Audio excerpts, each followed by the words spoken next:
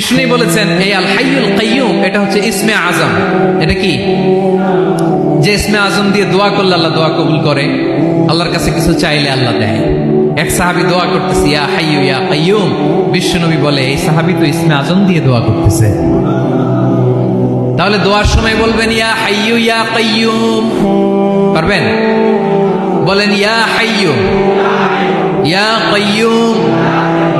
আল্লাহর এই দুটো নাম ধরে ধরে আল্লাহরে ডাকবেন, তাইলে ওই দোয়া কবুল। পারা যাবে?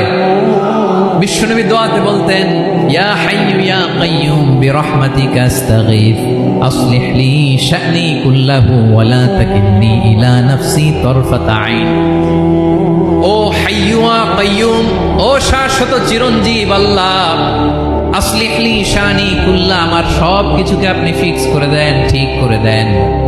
এক পলকের জন্য, এক চোখের পলকের জন্য আমার কোনো কাজ আপনি আমার উপর ছেড়ে দিয়েন না, সব কাজ আমি আপনার কাছে সুপর্দ করে দিলাম। সুবহানাল্লাহ পড়েন।